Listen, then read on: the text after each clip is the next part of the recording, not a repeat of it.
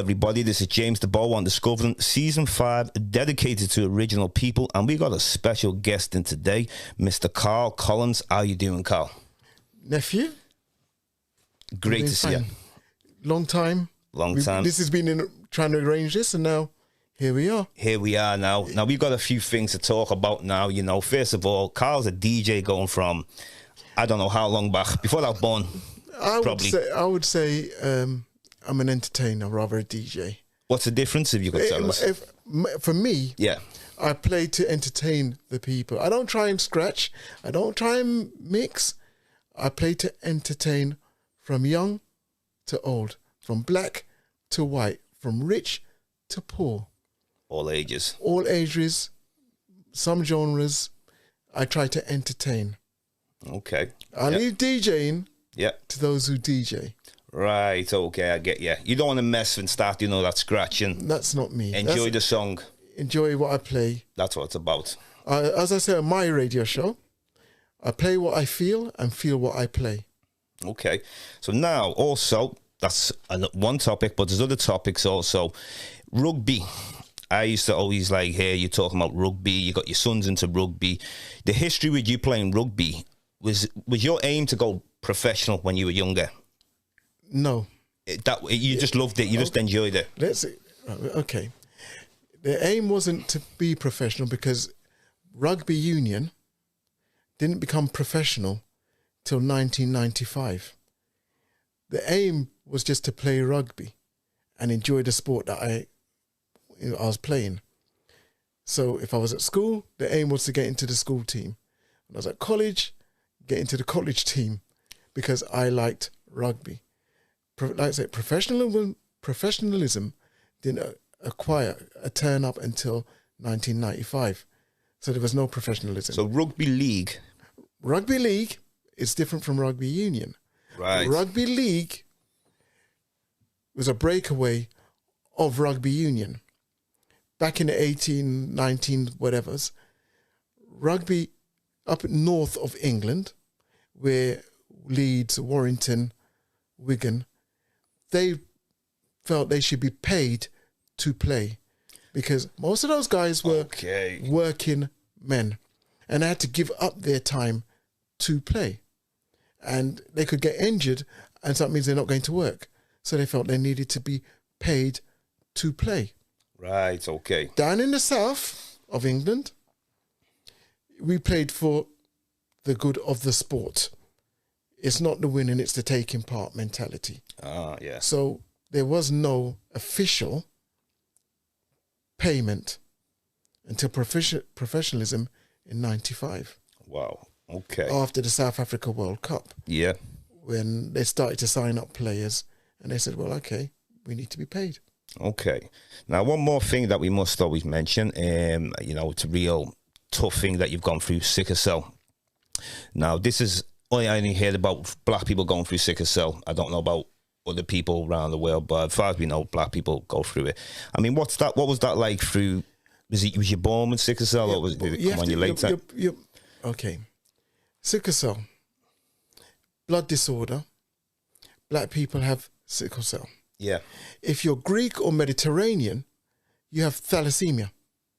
It's a derivative of sickle cell. Okay. The count is 1 in 4 black people can get full-blown sickle cell. So if you got a parent that's got SS sickle cell and a parent that's got SA sickle cell and they've got children, 1 in 4 will have a form of sickle cell. You have SC, okay, which basically makes you sort of a carrier. Sorry, SA, you have a carrier. SC, you've got sickle cell, you're going to get some form. And SS is the most severe form of sickle cell that you can get. Okay, right, okay. Different levels of it, yeah. Because if I was to draw out the graph, you would see that you have SA, AS, SC, CS, SS, the various forms of sickle cell that you can get. Yeah. So, have you obviously you must have found like throughout your life? I mean, having to live with sickle cell, and you were playing rugby, you were doing your passion, your music, DJing, everything. So, did that interfere? It must have interfered many times in your life. Was that the reason why you stopped playing rugby? Would you say it's raised its head a couple of times? Yeah.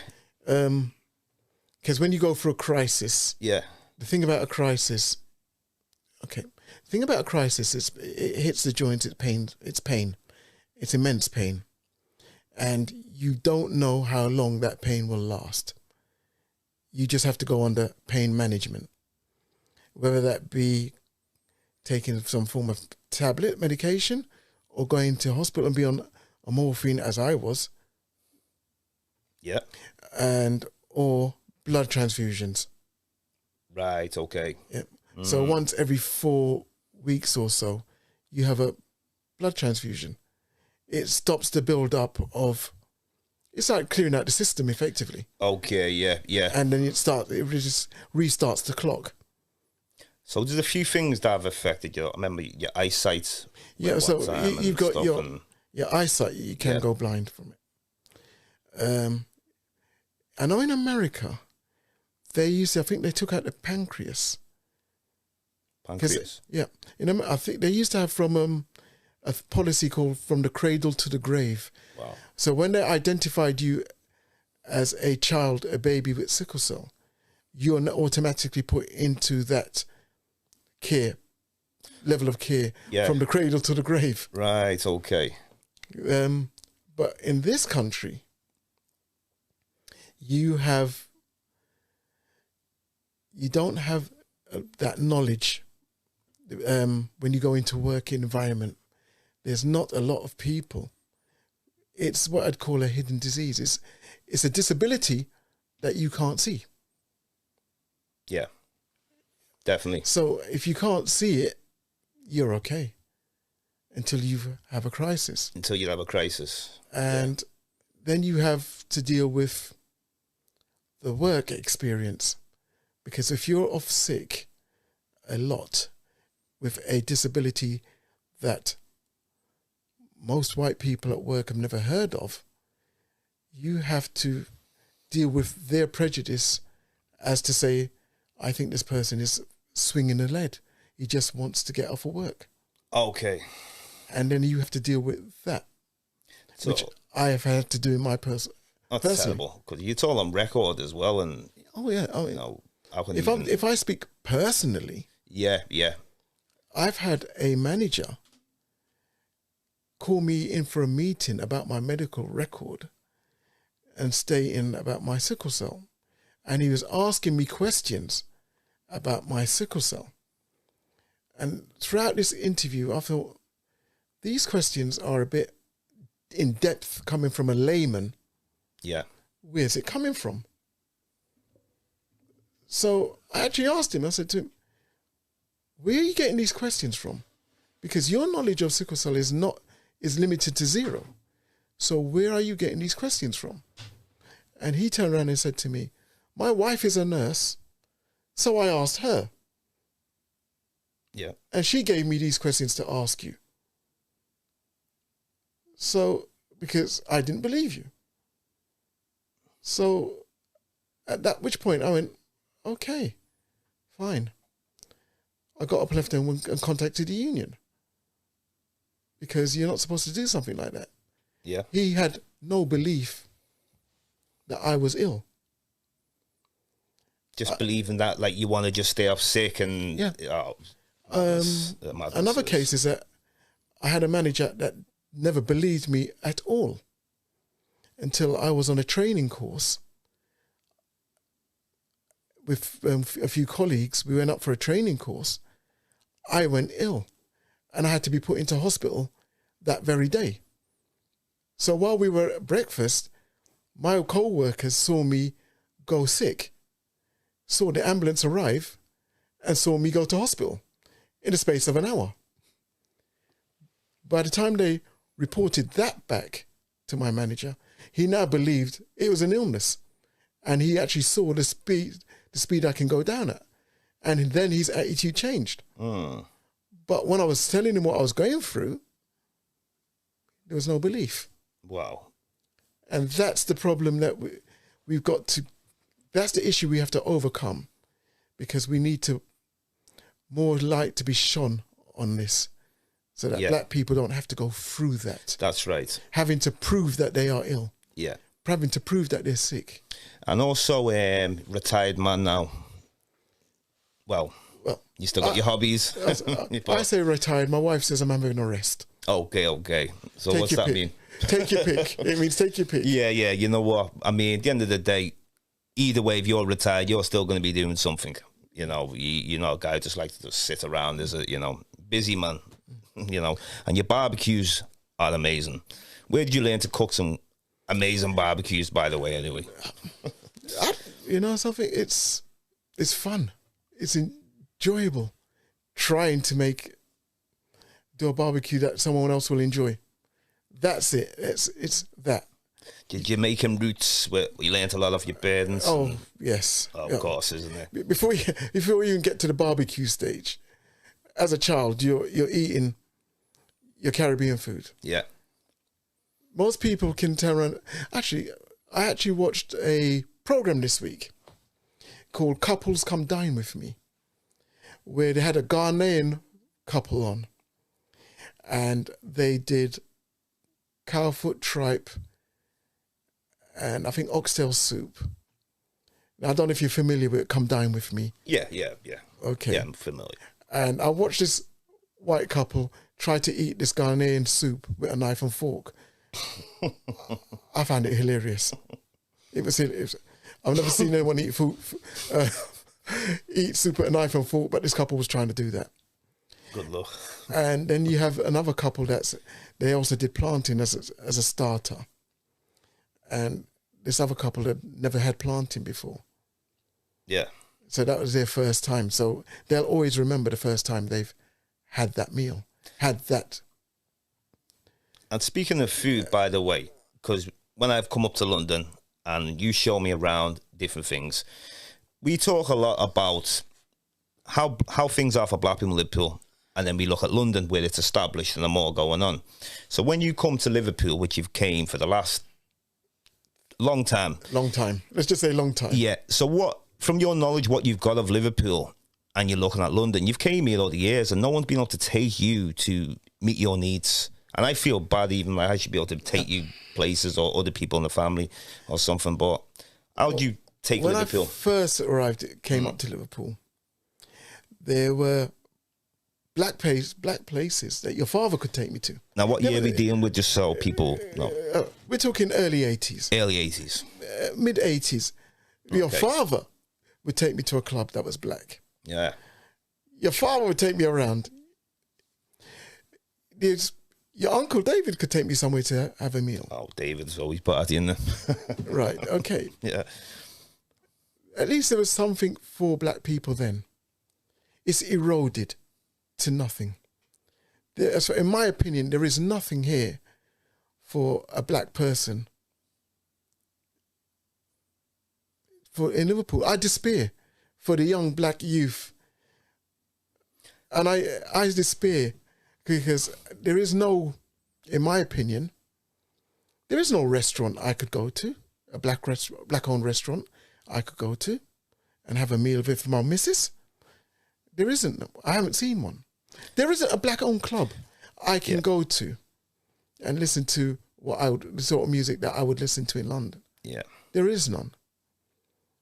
There's nothing for black people in Liverpool. It's lost it. I don't know when it'll get it back. Things like this, what you're doing here today, that will help. Yeah. But I'm one man. Exactly. Yeah. You're a pebble in a lake making a ripple. Yeah, that's right. Okay. Where's the black businesses that's black owned? Where could you take me apart from a black museum to the slave museum? I went there many years ago. Yeah. Where is it? I'll ask you the question. Where is a black restaurant that you could go to? Okay, we have Ray Ray's, Sefi, brother from Guyana. He's been going for the last few years. Now, he's on by Park Road. we have Raggers on Smithdown Road. Is that for a restaurant you sit down and have a meal, or we're talking a takeaway? No, both. Yeah, I mean, but it's not like a big restaurant. Maybe 3-4 tables or something in there. Same with Ray Ray's. But I think what you mean is a big, like an actual restaurant where many people can come in. Yeah. There's nothing like that. I did go to a Nigerian restaurant on Prescott Road. They've got 2 now, and to be honest, they're actually the biggest. But this is like, a lot of people haven't heard of these restaurants, though. This is the funny thing. It's not like where it's this. There's a demand where we need to be finding these places. Well, I would say to you is that I think maybe you need to go out into the community, let them know about your show, and let them come in and promote. Yeah. Well, I try to. That's what I do. I get all different. What's happening in London at the moment? We have what's called Black Pound weekends. Black Pound, yeah. And there's one coming up in a couple of weeks in Wembley. We've had one about 3 weeks ago, where it's black entrepreneurs getting together and promoting. It's called the Black Pound. We have something like that, actually. We actually had Black Pound Day, but the only problem is we only have so many people.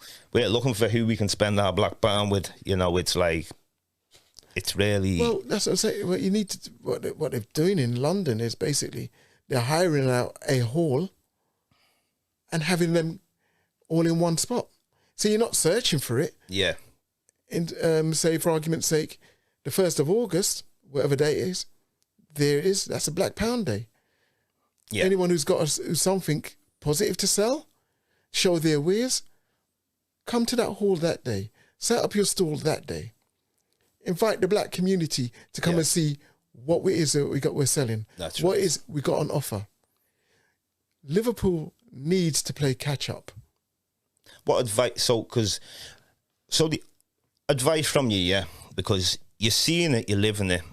And because, you know, rather than me just say, Liverpool no good, we always have to think, well, how can we fix it? What is the solution?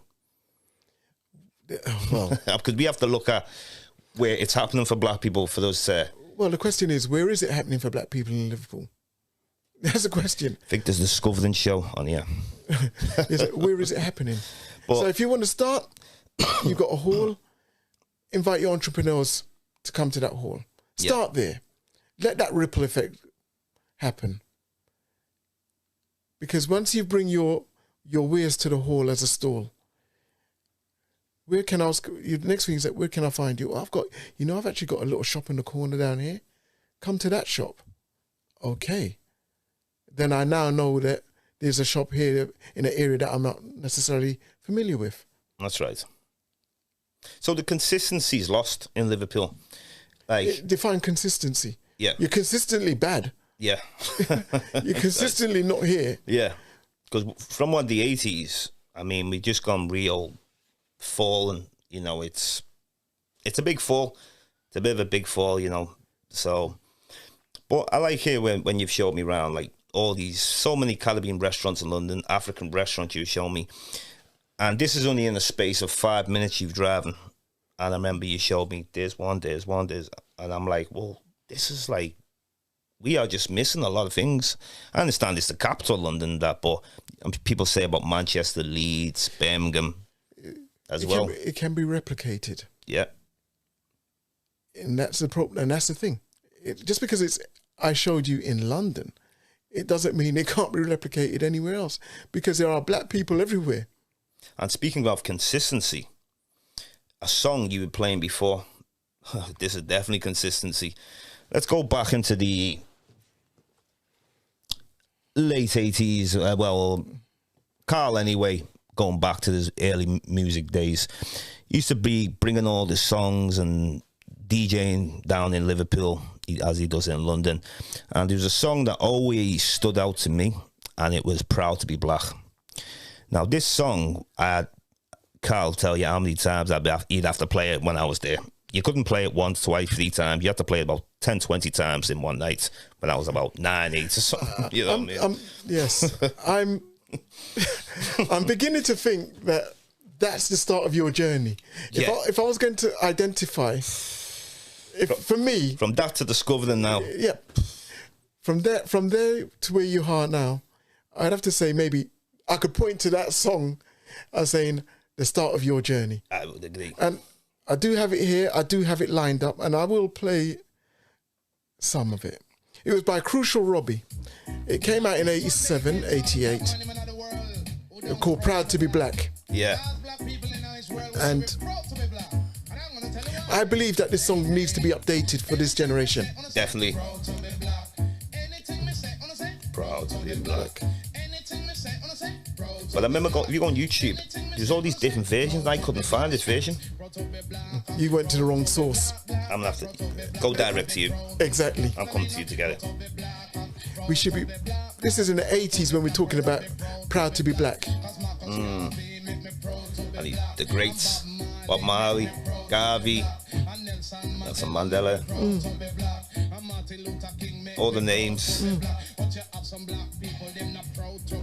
Yeah.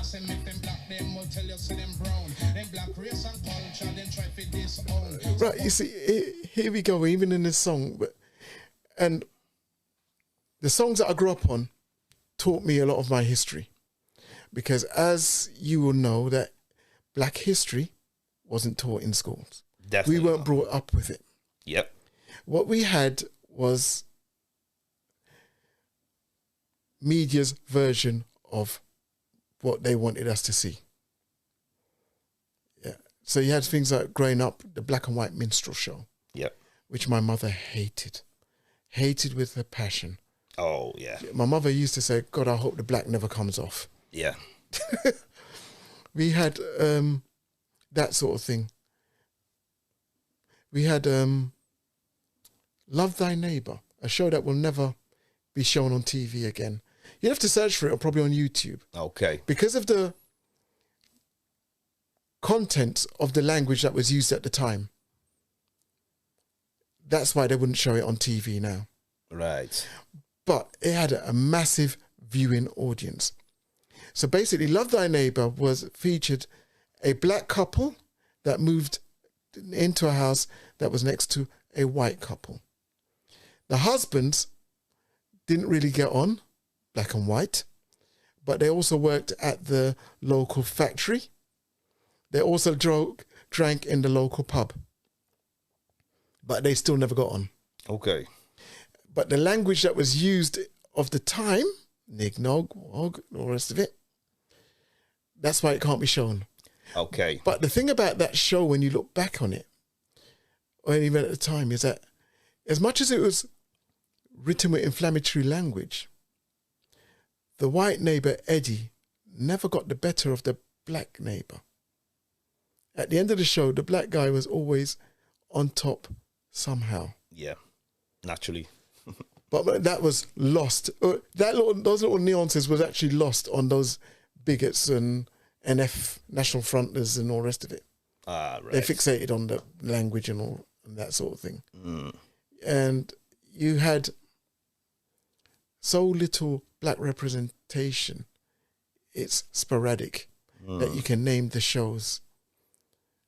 Now you got your little producer around the corner, hide away in the booth. And when I first went to New York in the 80s and I put on the TV and I saw the amount of black people on TV, I went, wow. Wow. Really? Damn. Funny you mentioned that because, you know, my first movies, you know, it was obviously focused on America. Look, I remember Lenny Henry from London. I was like, who else was there at the time? Well, comedians and... Well, Lenny Henry was there from the 70s. It's gone way Okay. back. Yeah. He actually came through a show called New Faces back in the 70s. Yeah. 76 or something like that. Wow. Yeah, yeah. And for a long time, he was that standard bearer. There's a comedian, Gina Yashere. She makes a joke that says, I can't wait for Lenny Henry to die so they can find another black comedian, a black British comedian. Yeah. But we've had so many. It's just that they weren't featured. Mm. Okay, they weren't featured. They never got their own show, and some of them deserved it. Okay. They really deserved it. Wow. But they never got their own show.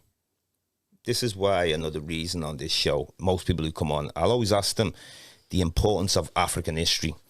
And just like Baki was saying, what gets taught in schools, we ain't going to learn it through that. And I see Pan-Africanism, London, Jamaica, wherever we are in the diaspora, like where Marcus Garvey was from, it's the Pan-Africanism to pull us all apart, well, to pull us together. And how important do you think it is for the youth to know our history, rather than just we went through the slave trade when we had great history before that, you know? Before I answer that, I'm going to play a Chronics track. Chronics, I like Chronics. Okay. Yeah. You got me into Chronics, actually. I'm going to answer that question. The music I speak. Yeah. Because like I said, when I was growing up, it was music that... The music taught. Mm-hmm. If you listen to the lyrics of this Chronics track... How old is this Chronics? You've been going a long time, this track. I'd say it's about 5 years old. 5 years. Okay. Today I'll sing you a black song. You need to hear about beautiful black things. Cause most time we hear about black, we hear about black magic and black witches. Black cliff, black book, black market, black Friday, you spend off your black riches. I've never seen a doctor in black, nor seen a black pill for curing a black. Very nice. But I've seen bush doctors like Josh and Molly resurrect like a real black beetle. Malcolm, Marcus, Martin. And when he mentioned about all the different negativity views on the term black, blacklisted, blackballed, black labelled, Yep. the whole list, you can go on forever. Here we go. That black is beautiful. Black is beautiful. What you said is that he's never seen a doctor in black, Yeah. but they've shown us witch doctors. Right, okay, yeah. Yeah. Yeah. They don't want to show us a doctor in a white coat, but they're willing to show us a witch doctor. Yeah, definitely. But So when you talk about a black history, yeah, why do we need to know it? It's because of that. We would show doctors in a white coat, not a witch doctor. If we control the narrative, we can put out the content and we can say what it is. Because in my opinion, what this country needs is a black British museum. definitely. Okay, so we can put out the content. We don't need a room in a museum. We don't need a floor in a museum. We need the museum. The whole museum. Yeah, And we can import and show in context the whole story from start to finish. yeah, That's what we require. That's what we desperately need, is a black British museum. definitely. At the moment, children are learning now about black history. Yeah, I don't know who is choosing the content. I don't know who or how they're reporting the context of the subject matter that they're. But in a black museum, we control it. yeah, We find the artifacts. We put the story out behind it. We give the truth behind it. we got to control it. If we control it, we can put the truth out. Yeah, We don't have to put out the nice narrative. just tell the truth. An example of this is Windrush. The Empire Windrush docked in, I think it was Plymouth, 1947, 22nd of June. We now have Windrush Day. So we're supposed to celebrate the start of the Caribbean influx. That's the narrative that they want you to see. The reality behind it is that they didn't want you to hear, they didn't want them to hear at all. Now, here's where I say that if we have the information, we can put the true story, and you're seeing the whole story, not part of a story, the bit where it's all good now, since George Floyd, and we welcome you. Oh, yeah. Yeah. No, the true story behind Windrush is that they never really wanted this here. After the war, after the Second World War, yes, Britain was in a dire state. They needed bodies. Every country needed bodies to come and rebuild their country. Britain couldn't hang on to their empire. You had the Commonwealth now. Each country almost takes care of itself. The Commonwealth, no longer the empire. So Britain had to went to their Commonwealth to ask, can you come and help rebuild the motherland? But what they were hoping for was the white part of the Commonwealth. They were hoping for the Canadians, the South Africans, the Australians, and New Zealanders. That's who they really wanted. Okay. What they got was the dark half of the Commonwealth. Yep. The Caribbean, the African side. And then later in the late 60s, 70s, the Asian side, the Indian side. That's what they got. Now, I personally went to the Imperial War Museum some years ago, and they had an exhibition of the black experience from 1947 through to the 80s. And there, you could read the transcripts of everything that had pertained to the Empire Windrush. The reality is that if they wanted to send the ship back, actually, they actually wanted to send that ship to Canada. Yeah. They didn't want it here, but it gone too far. It came into Tilbury. It got too far, so they couldn't turn it around. Okay. It got too far. Yeah. So it ended up here. They didn't want the people on that ship here, but the arrangement was people on the ship, most of them fought for Britain as part of the RAF during the Second World War. So if they fought for Britain, no one can argue when we ought to say they can come in. That's why a lot of them actually had their uniforms on. Yeah. If you look at old black and white footage, you'll see them in their service uniforms. Okay. So, but they were needed, but not wanted. Yeah. Well, you know what, Carl? I mean, because we're coming near to the end of the show now, but I mean, we'll have to probably do a part 2, a follow-up soon also as well. You know, Amiga, is that the name? Radio station? Amiga FM 104.1. Yeah, you know, that's where you'll find me. And which day? Is it on every day? It's on every day. It's on every day, yeah. Amiga promotes black awareness. They'll do a lot of podcasts, though it'll be American, on black awareness, black culture. Yeah. Well, I missed me. I was supposed to get on last time, but hopefully you can reschedule me when I come back up and that. But I'm on the music side of it. I will play music. Yeah. Well, definitely though, Carl, you know, I want to thank you very much for today though. And, you know, you're very clued up with, you know, the whole narrative, how it is and that. And yeah, we've got to be passing down our history. We've got to like positive things, not just, we were slaves and chains. And that's just, putting on roots. This is the thing where I have a different narrative now. When I was younger, I got roots put on for me, just like we all did. But I thought to myself, when I started having children, I don't think I want to put roots on. I think I want to show them. I can explain to them about it, but I think that's early trauma.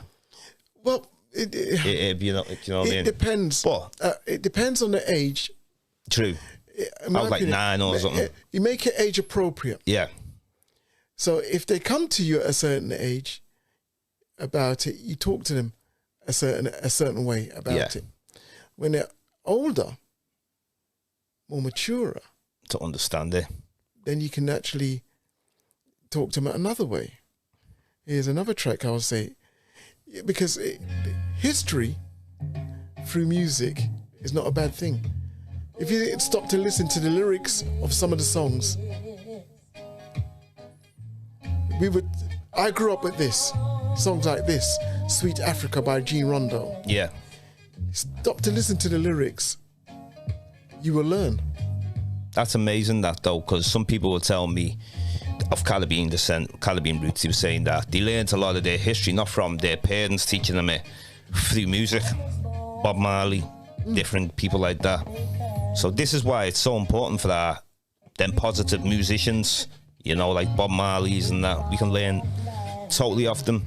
But we definitely have to do a part 2 to this. You know, I want to thank you, and we'll end it out with the song. This is season 5, Discover Them with James Diboe, dedicated to original people as always. And I want to thank Karl Collins. It's been a pleasure. No problem. We're going to end it out with this amazing song now. Reggae, get into the soul. Bless Karl. Thank you. Respect.